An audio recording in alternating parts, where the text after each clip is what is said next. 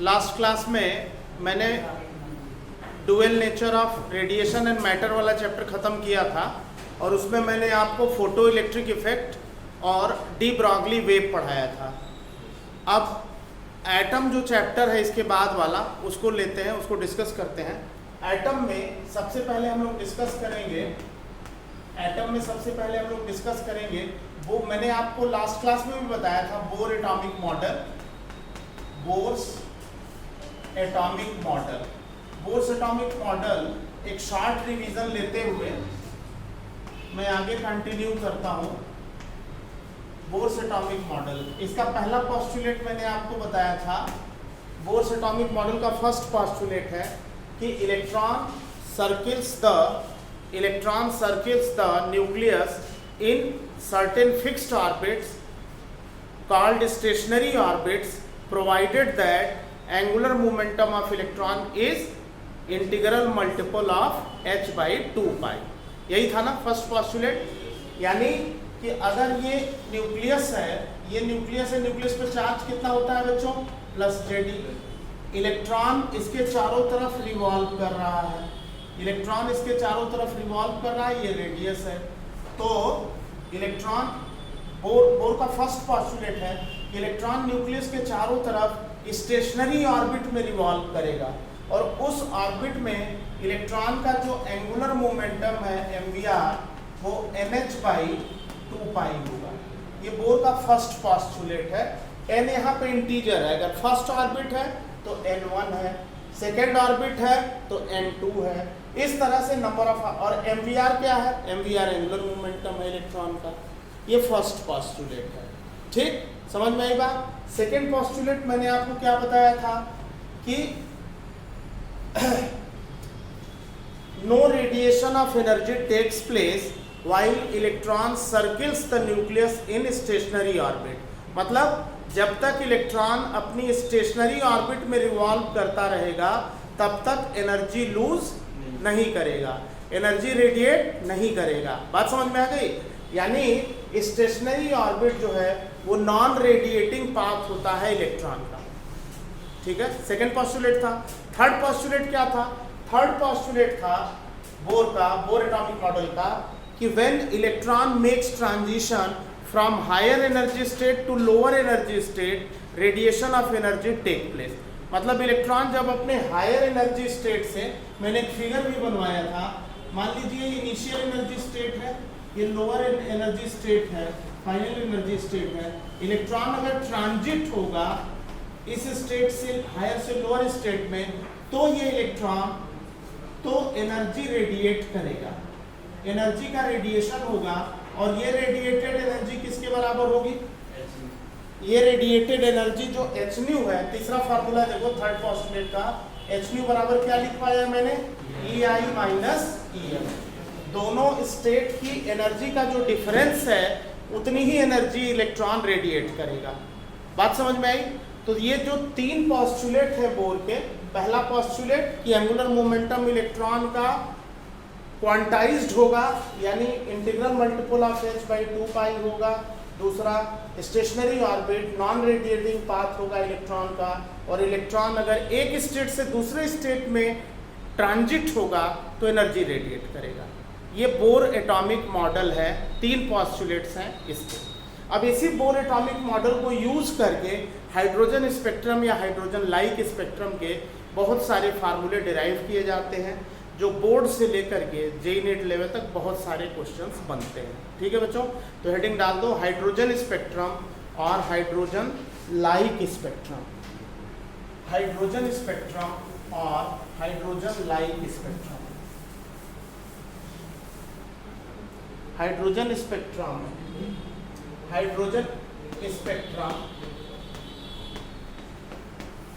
Hydrogen spectrum bracket में लिख लो बच्चों, और hydrogen like spectrum, H like spectrum, H like spectrum.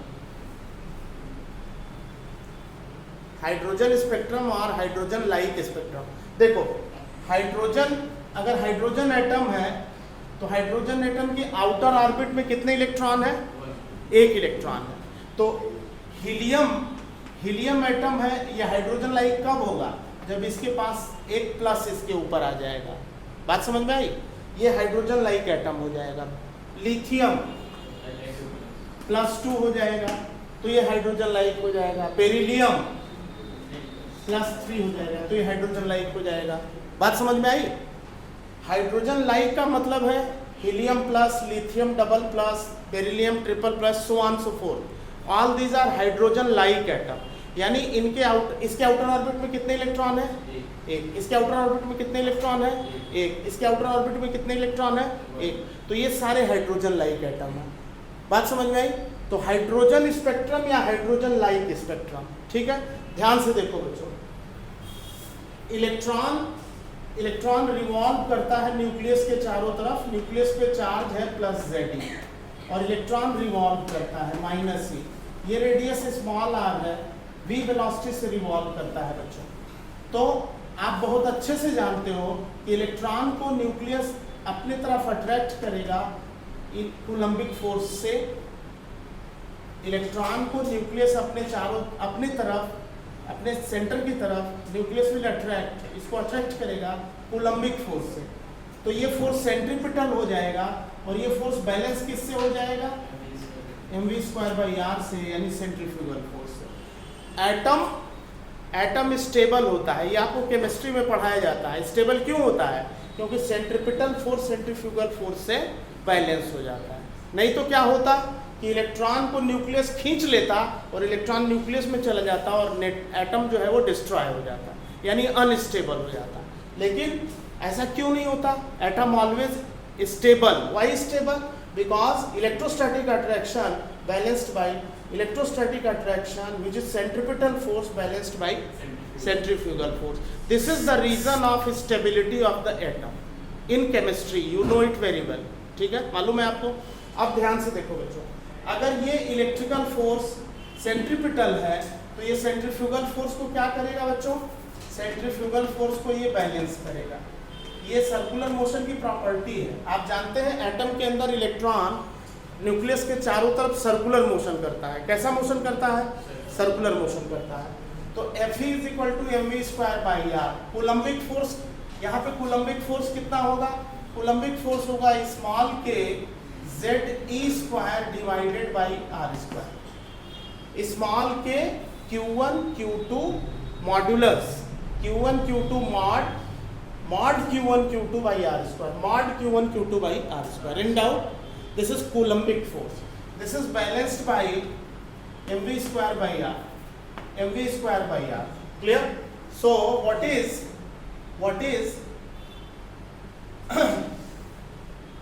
यहाँ से अगर हम निकालना चाहें, ये कंडीशन होल्ड कर गई। अगर यहाँ से हम v की वैल्यू निकालें, r से r कट गया बच्चों, अगर यहाँ से v की वैल्यू निकालें तो क्या होगा बताइए? √kz multiplied by e divided by √mr, equation number 1। बात समझ में आ गई? ये v की वैल्यू आ गई। अच्छा, हमारे पास एक इक्वेशन और है, और वो इक्वेशन है mvr = nh/2π। ये बोर मॉडल से ये दो इक्वेशंस हमने यहाँ पे लिखे। इन दोनों इक्वेशन से के हेल्प से हमें ऑर्बिटल रेडियस का फार्मूला, ऑर्बिटल वेलोसिटी का फार्मूला, एनर्जी का फार्मूला, ये 3 फार्मूले बोर्ड के लिए डिराइव करने हैं। और एंगुलर वेलोसिटी का, टाइम पीरियड का, फ्रीक्वेंसी का, ऑर्बिटल करंट का, मैग्नेटिक फील्ड का, मैग्नेटिक मोमेंट का फार्मूला हमें जेईई और नीट के लिए याद करना पड़ेगा। तो इतना पहले नोट कर लो, उसके बाद बता रहा हूँ मैं। इतना आप नोट कर लो पहले।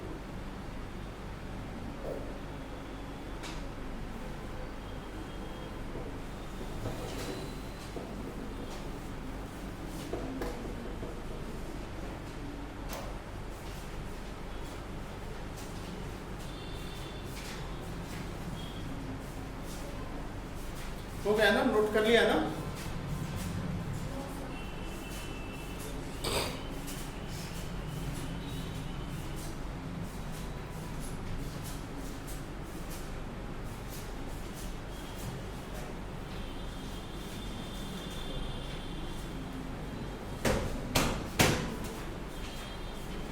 डन बेटा? ओके, अब ध्यान से देखो, एक हेडिंग डाल दो यहाँ पे, ऑर्बिटल वेलोसिटी। हेडिंग डाल दीजिए, ऑर्बिटल वेलोसिटी।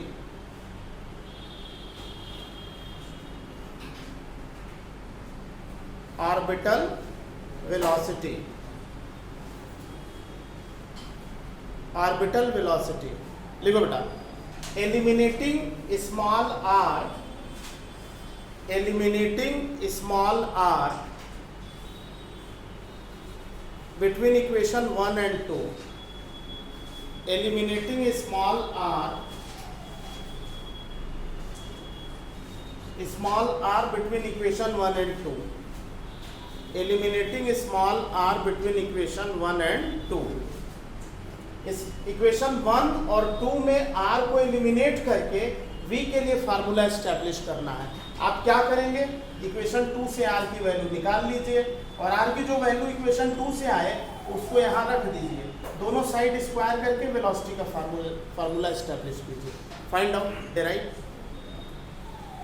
स्मॉल r की वैल्यू इक्वेशन 2 से निकाल लो, स्मॉल r की वैल्यू यहाँ रख दो, रूट खत्म करना है तो दोनों साइड स्क्वायर कर दो, वेलोसिटी का फार्मूला डिराइव हो जाएगा। 3 marks you will get.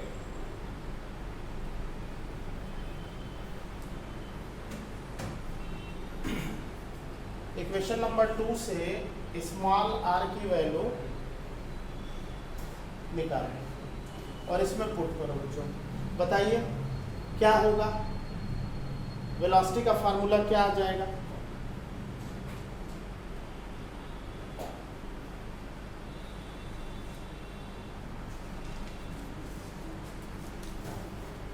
Sir kg² 2π/nh। अगर मैं यहाँ पे लिखूँ, ये तो आपने फिगर ड्रॉ ही कर लिया है, यहाँ पे लिख दो ऑर्बिटल वेलोसिटी, इन दोनों में से r को एलिमिनेट करके v, ऑर्बिटल वेलोसिटी, तो मेरे समझ से z/n 2π स्मॉल के e²/h ये आया होगा। और अगर nth ऑर्बिट का लें तो vn लिख देंगे, nth ऑर्बिट में इलेक्ट्रॉन की वेलोसिटी की बात करें तो vn लिख देंगे, फर्स्ट ऑर्बिट में बात करें तो n की वैल्यू 1 रख देंगे, सेकेंड ऑर्बिट में करें तो n की वैल्यू 2 रख देंगे, थर्ड ऑर्बिट में n 3 हो जाएगा। ये ऑर्बिटल वेलोसिटी का फार्मूला डिराइव हो गया, इलेक्ट्रॉन की ऑर्बिटल वेलोसिटी का फार्मूला डिराइव हो गया। इज दिस क्लियर बच्चों? Is this clear? अब एक बात बताओ बेटा, कूलम्स लॉ का फार्मूला मैंने यूज किया था, कूलम्स लॉ में स्मॉल के की वैल्यू क्या बताई थी? कूलम्स लॉ में इलेक्ट्रोस्टैटिक कांस्टेंट स्मॉल के की वैल्यू क्या बताई थी आपको? मैंने 1/4πε0 बताई थी। ये वैल्यू यहाँ रख दोगे तो जो एनसीईआरटी में फार्मूला है वो आ जाएगा। के की वैल्यू 1/4πε0 रख दोगे तो ये फार्मूला ε0 के टर्म्स में आएगा ना, वही एनसीईआरटी में दिया हुआ है। कोई दिक्कत? क्लियर है ना? अब देखो बच्चों, Vn Z/n, इसको ये V0 है, V0 का मतलब होता है बच्चों हियर, यहाँ पे V0 क्या है? V0 है 2π स्मॉल के e²/h। इसकी वैल्यू, इसको कहते हैं बोर वेलोसिटी। बोर वेलोसिटी का मतलब बोर ऑर्बिट में इलेक्ट्रॉन की वेलोसिटी। बोर ऑर्बिट किसको कहते हैं? बोर ऑर्बिट कहते हैं हाइड्रोजन एटम की फर्स्ट ऑर्बिट को। बात समझ में आई? एटॉमिक स्ट्रक्चर में, केमिस्ट्री में आपको ये पूरी डेरिवेशन कराई जाती है, वहाँ बोर ऑर्बिट के बारे में आपको बताया जाता है। ठीक, what is Bohr orbit? First orbit of hydrogen atom. What is Bohr velocity? 2π के e²/h। और ये इसकी न्यूमेरिकल वैल्यू भी आपको बताई गई थी, कितनी आई थी? इसकी बोर वेलोसिटी की न्यूमेरिकल वैल्यू क्या निकाली गई थी एटॉमिक स्ट्रक्चर में? 2.1 10⁶ metre per second. Bore velocity की वैल्यू होती है 2.1 10⁶ मीटर पर सेकेंड। कैसे आएगी वो बात देख लो ध्यान से। ये चीज आएगा कैसे, ये बात आप ध्यान से देख लो। सारे न्यूमेरिकल वैल्यू पुट करो बच्चों, सारी न्यूमेरिकल वैल्यू 2, पाई की वैल्यू बोलो 3.14, इलेक्ट्रोस्टैटिक कांस्टेंट की वैल्यू बोलो 9 × 10⁻⁹, इलेक्ट्रॉन के चार्ज की वैल्यू बोलो 1.6 10⁻⁻19 का whole square divided by Planck constant की वैल्यू बोलो 10⁻34। सॉल्व करोगे तो ये आ जाएगा लगभग 2 × 10⁶ मीटर पर सेकेंड। ये बोर वेलोसिटी है, this is Bohr velocity 2.1 10⁶ metre per second. तो अगर ये बोर वेलोसिटी है यानी हाइड्रोजन एटम की फर्स्ट ऑर्बिट में इलेक्ट्रॉन की वेलोसिटी है, ये वैल्यू अगर हम यहाँ पुट कर दें तो Vn कितना हो जाएगा? Vn हो जाएगा 2 × 10⁶ Z/m।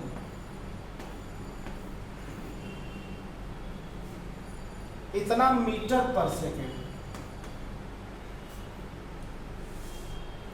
क्लियर? फार्मूले का डेरिवेशन कर दिया, नंबर मिल गया। अब न्यूमेरिकल कोई आया कह रहा है कि हाइड्रोजन हीलियम की फर्स्ट ऑर्बिट में वेलोसिटी बताइए, हीलियम प्लस की फर्स्ट ऑर्बिट में वेलोसिटी बताइए। Z हो गया 2, N हो गया 1, आंसर आ गया। What is velocity of electron in first orbit of helium ion? Helium plus, helium के लिए Z2 हो गया। कौन सी ऑर्बिट है? फर्स्ट ऑर्बिट है, N1 हो गया। तो आंसर है 4 × 10⁶। तो पूरी पीरियोडिक टेबल के 118 एलिमेंट में किसी भी एलिमेंट के किसी भी ऑर्बिट में इलेक्ट्रॉन की वेलोसिटी निकालने में 10 सेकंड लगेगा ना। क्रिप्टॉन की फर्स्ट ऑर्बिट में चाहिए, क्रिप्टॉन की फर्स्ट ऑर्बिट में चाहिए। क्रिप्टॉन का एटॉमिक नंबर पीरियोडिक टेबल में कितना होता है? बोलो बताओ।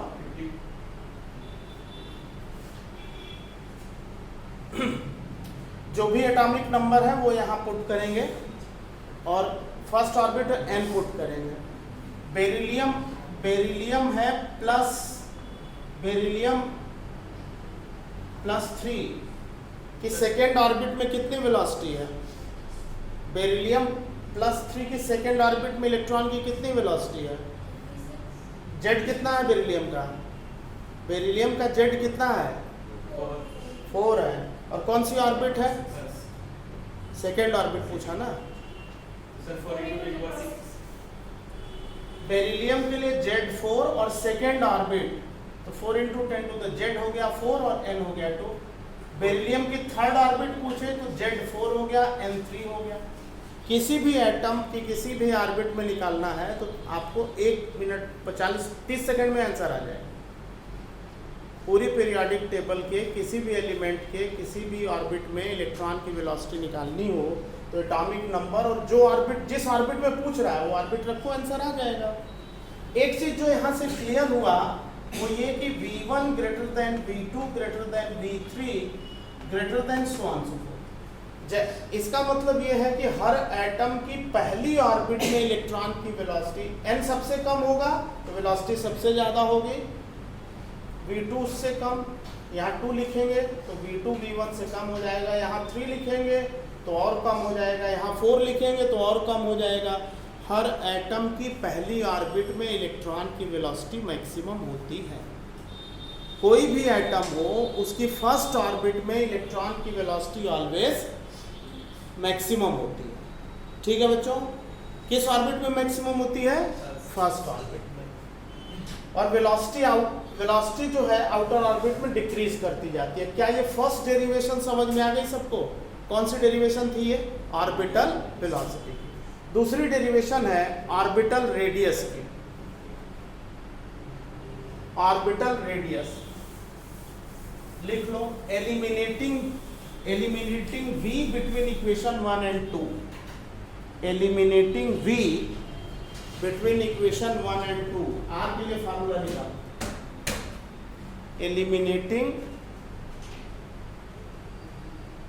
eliminating V between equation 1 and 2, R के लिए फार्मूला निकालो।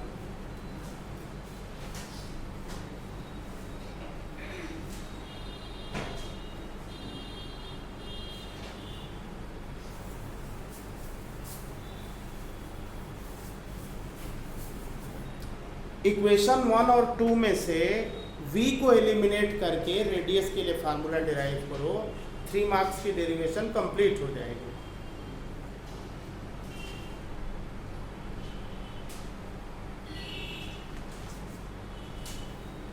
दो इक्वेशंस थे, उसमें से ऑर्बिटल रेडियस का फार्मूला हम डिराइव करना चाहते हैं। पहला इक्वेशन क्या था? पहला इक्वेशन था v is equal to under root के Z multiplied by e divided by m r, पहला इक्वेशन था। दूसरा इक्वेशन क्या था? M v r n h by 2 pi. इन दोनों में से v को एलिमिनेट करेंगे, ये v की वैल्यू यहाँ रखेंगे, दोनों साइड स्क्वायर कर देंगे, रेडियस का फॉर्मूला आ जाएगा। You will get the marks. क्या आया बच्चों रेडियस का? रेडियस का क्या फार्मूला डिराइव हुआ? एक मिनट बताओ।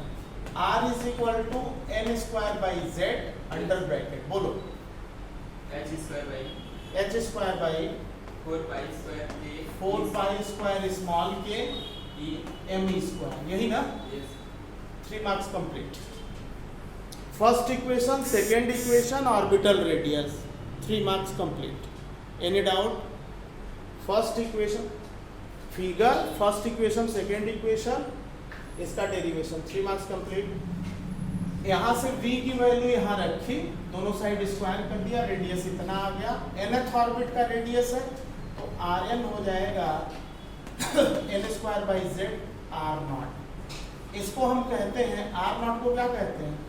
What is r nought here? Bohr radius. इसको कहते हैं बोर्स रेडियस। क्या कहते हैं इसको? Bourse radius. क्या वैल्यू होती है?